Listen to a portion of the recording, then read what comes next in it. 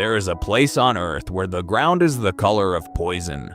Yellow crusts, green pools, orange salt formed in shapes that should not exist outside a laboratory. The air burns the inside of the nose. The temperature climbs past 120 degrees, and the surface beneath your feet is not solid rock. It is a thin shell. Step in the wrong place, and the crust gives way to acid hot enough to dissolve metal. And yet people walk here every single day, without protection, without machines, without warning systems. Because this is not an alien planet. This is Ethiopia, and what most of the world thinks it knows about this country is barely the surface. From the outside, Ethiopia is almost always reduced to a single image. A flat one, a poor one, a familiar one. But that image collapses the moment you actually arrive. Because Ethiopia is not one landscape, it is not one climate, it is not one story. In the north, mountains rise above 14,000 feet, where monkeys sleep on vertical cliffs. In the east, the land drops below sea level into one of the hottest deserts ever measured. In the center, churches were carved straight down into solid rock by hand 800 years ago. And in a quiet stretch of dust and acacia, scientists found bones older than almost anything else we call human. This is a country where time itself runs on a different clock, where the calendar has 13 months, where the day begins when the sun rises, not when a number on a screen says it should. Nothing about Ethiopia behaves the way outsiders expect. And the deeper you go, the stranger that becomes. This is not the Ethiopia of headlines. This is the Ethiopia the headlines never reach. Segment 1. The clock that forgot the world. The first thing that breaks is your sense of time. You land in Addis Ababa expecting a familiar rhythm. A capital city, traffic, phone signals, the same hours you carry everywhere. But within an hour, something feels off. You ask someone what time it is. They tell you it is 3. You look at your phone. It says 9 in the morning. Neither of you is wrong. In Ethiopia, the day does not start at midnight. It starts at sunrise, which means what the rest of the world calls 6 a.m. is hour 0 here. 7 a.m. becomes 1 o'clock. Noon becomes 6. The clock is rotated by exactly 6 hours. It sounds like a small thing. It is not. Because once you start living inside that system, your entire relationship with the day changes. Sunrise is not a number anymore. It is the beginning of everything. Sunset is not the end of work. It is the end of light. The hours align with what the sky is actually doing. And then there is the calendar. 12 months of exactly 30 days, plus a 13th month of 5 extra days at the end of the year, 6 in a leap year, which means right now in Ethiopia, the year on the wall is not the year you think it is. It runs roughly 7 to 8 years behind the Gregorian calendar the rest of the world uses. This is not a tourist quirk.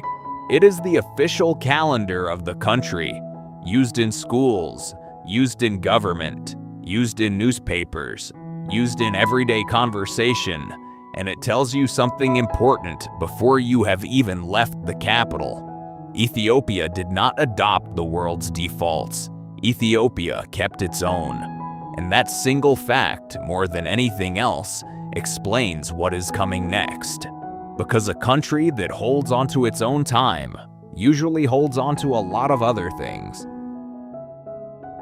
Segment 2. The bones and the dust drive northeast out of the capital and the green hills slowly drain away. The road descends. The trees thin.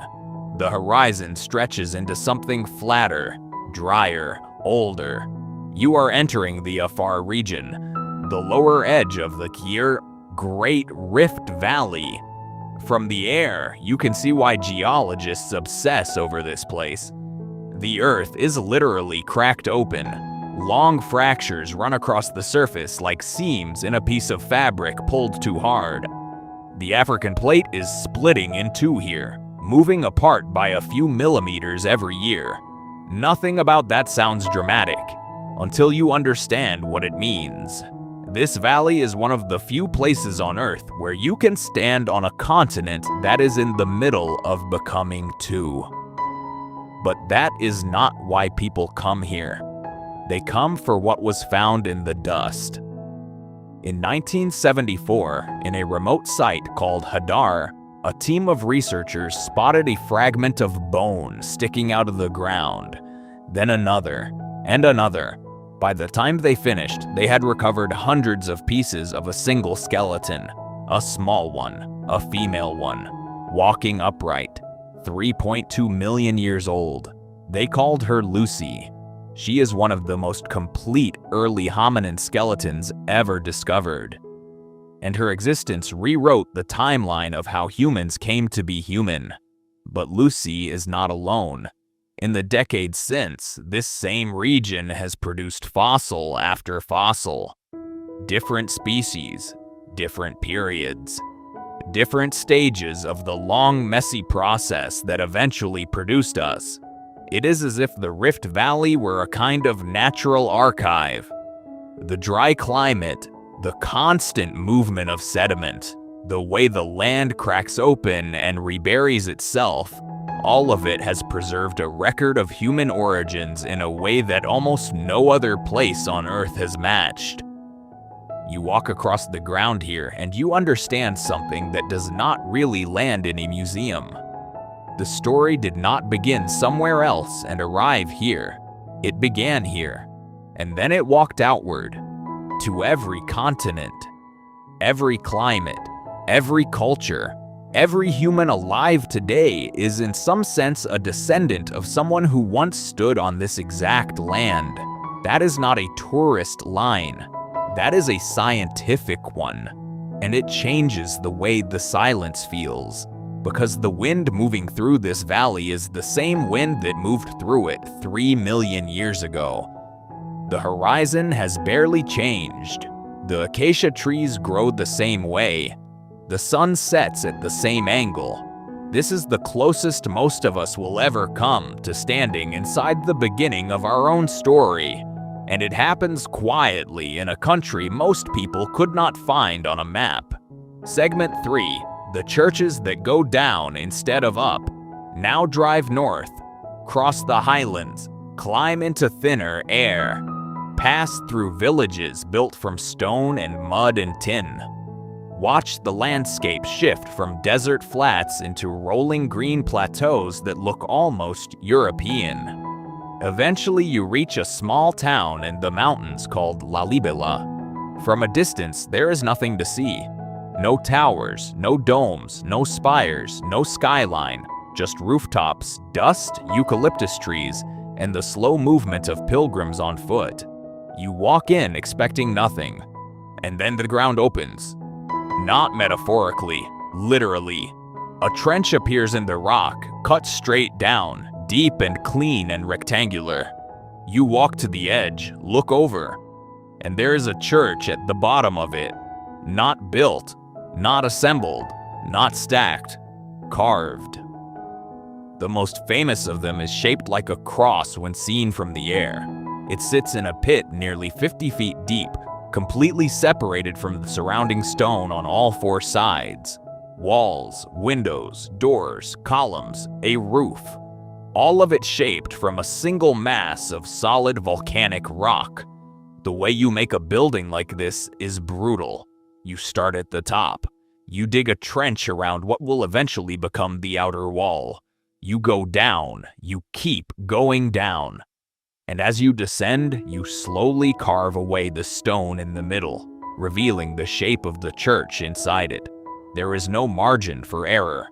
Every cut is permanent. Every line is final. If you make the wall too thin, you cannot thicken it. If you remove too much, you cannot put it back. If a column cracks, the whole interior is compromised forever. And yet 11 of these churches stand here, in this small mountain town. All of them carved this way, all of them roughly 800 years old, and all of them still in active religious use today. That last part matters. These are not ruins. They are not museum pieces. They are not preserved for tourists.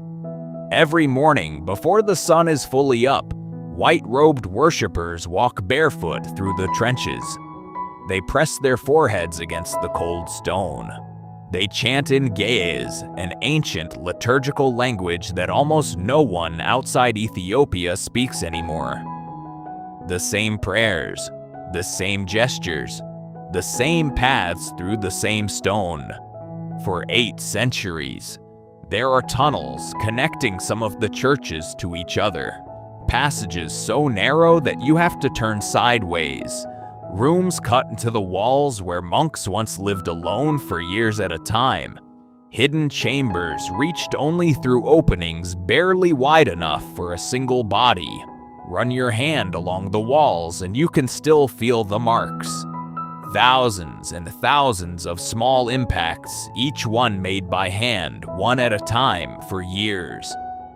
There were no machines, no power tools, no surveying lasers, just iron, wood, water, patience, and faith.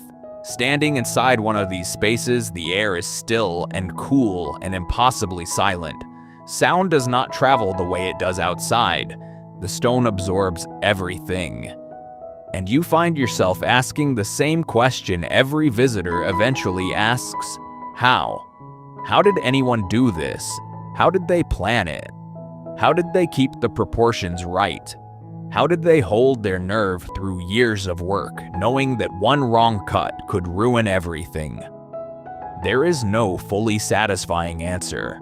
There is only the evidence: 11 churches, 1 mountain, 800 years, and the quiet realization that something extraordinary happened here long before most of the buildings the world celebrates today were even imagined. Segment 4. The planet still under construction. From Lalibela, the road eventually descends again. This time it does not stop at the plain. It keeps going. Down. Down past sea level. Down into a place that should not be possible to enter on foot. The Danakil Depression sits more than 400 feet below sea level. It is one of the lowest land surfaces on Earth, and one of the hottest. Year-round average temperatures here are higher than almost anywhere else on the planet. In the worst months, the air can pass 122 degrees Fahrenheit.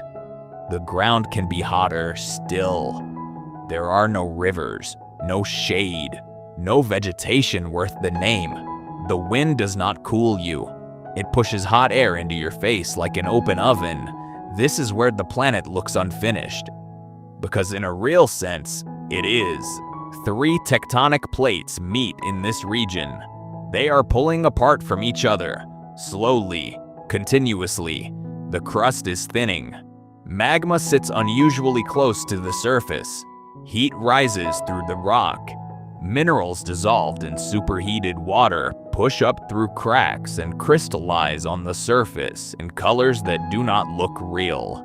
This is Dallol, the strangest stretch of ground in Ethiopia and possibly on Earth. Walk across it and you walk through a chemistry experiment the size of a small city. Sulfur forms ridged yellow crusts. Iron oxide stains the salt orange and red. Acidic water collects in shallow green pools that look almost luminous. Steam vents push gas through small openings in the ground with a sound like distant breathing. Nothing here is metaphor. Everything you are seeing is what happens when extreme heat, extreme salt, extreme acid, and tectonic motion meet at the same point. The water in some of these pools has a pH lower than battery acid. Microbes live in it.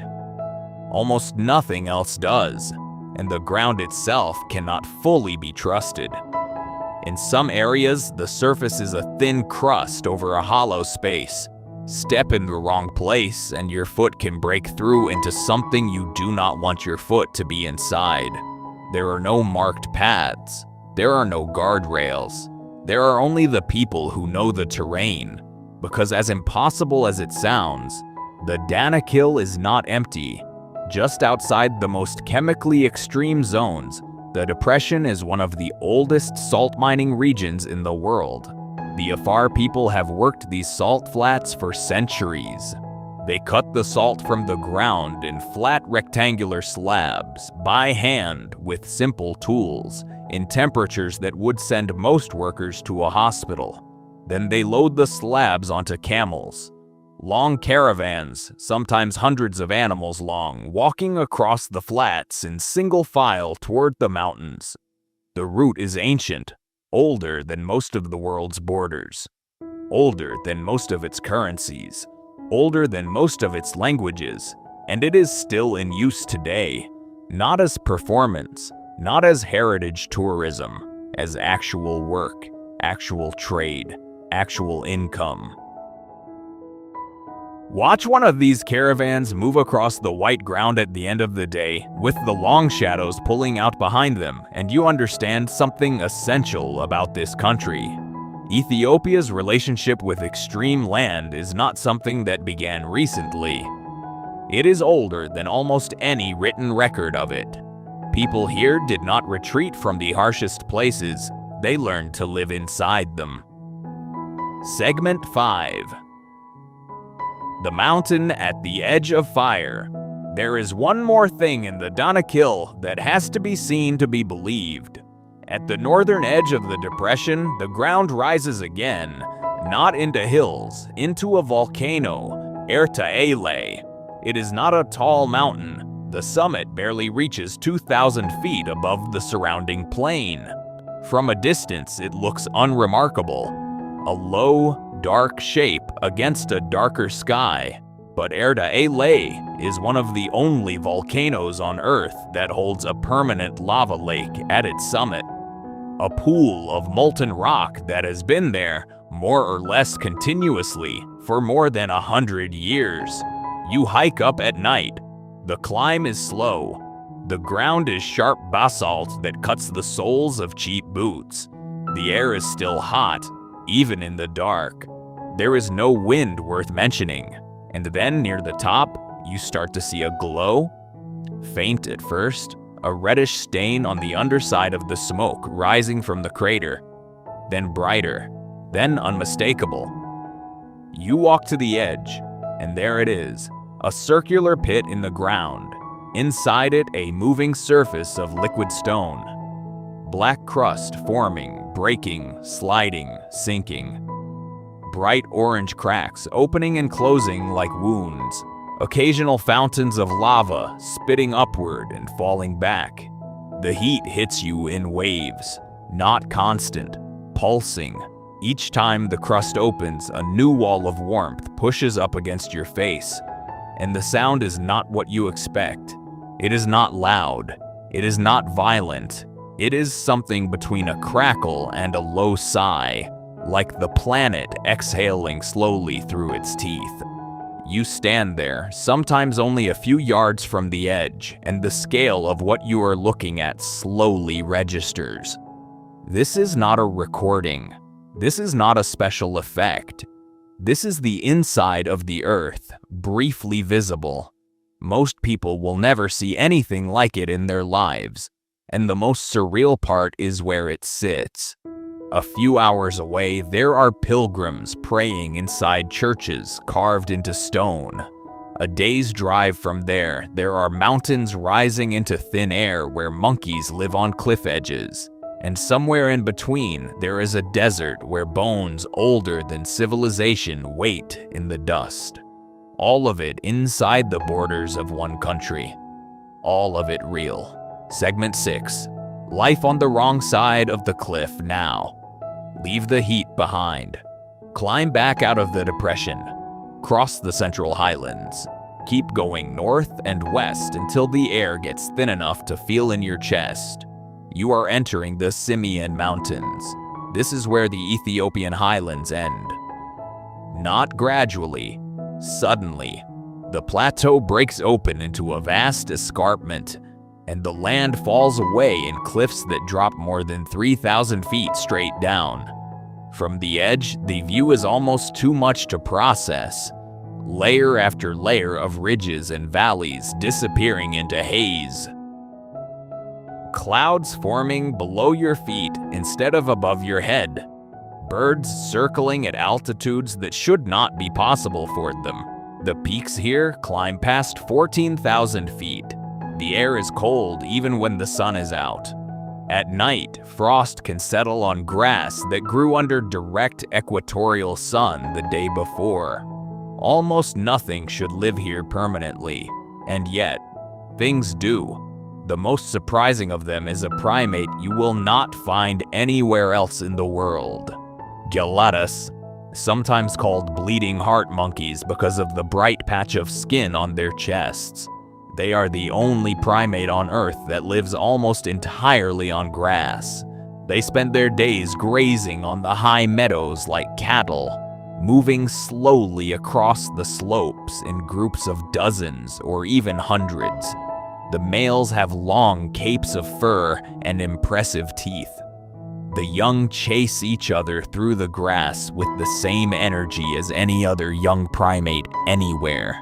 But the part that stops you is what they do at sunset. When the light starts to fade, the entire troop walks calmly to the edge of the cliff, and then they climb down. Not partway, all the way down, onto narrow ledges in the vertical rock. Hundreds of feet below the plateau, where there is barely enough room for them to sit without falling. That is where they sleep.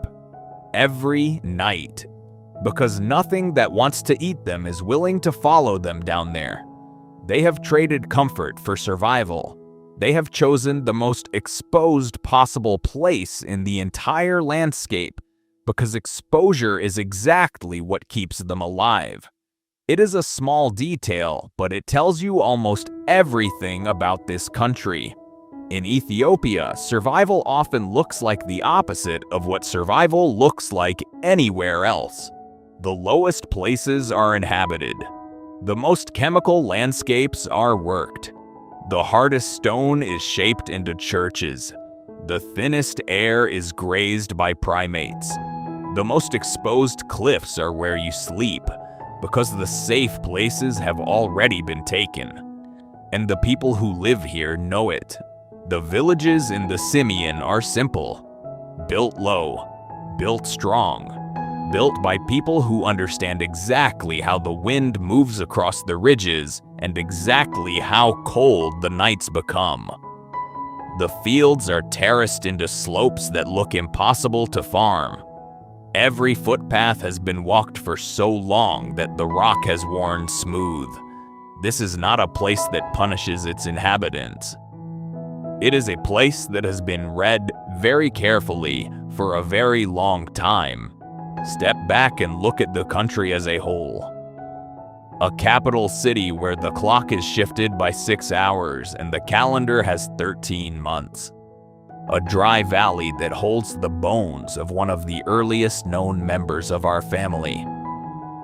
A mountain town where 11 churches were carved downward into solid stone by hand 800 years ago and are still in daily use. A depression below sea level where the planet leaks color and acid and heat through cracks in its own crust. A volcano with a permanent lake of liquid stone at its summit. A range of mountains where the only place soft enough to sleep is the side of a 1,000-foot cliff. This is one country, the same borders, the same passport, the same flag, and almost none of it appears in the version of Ethiopia most of the world carries in its head. That version is not exactly wrong. There has been hardship here. There has been hunger. There have been wars. Those things are real, and pretending otherwise would be its own kind of dishonesty. But they are not the whole picture. They are not even most of it. The Ethiopia the headlines never reach is older, stranger, more complicated, and more beautiful than almost anything an outsider expects. It is a country that kept its own time, that kept its own calendar, that kept its own alphabet, that carved its own churches, that walked across its own salt flats long before most of the modern world existed, that holds inside its borders both the beginning of the human story and some of the most extreme landscapes on the planet. You do not visit a place like this and come back the same. You come back with the understanding that the world is bigger than the small set of images we are usually given, that entire countries can be hiding in plain sight, that the most extraordinary places on Earth are not always the ones the algorithm pushes to the top, and that sometimes, when the headlines go quiet, the real story is finally allowed to be seen. This is Ethiopia, and this is the side of it almost no one ever sees. Yeah.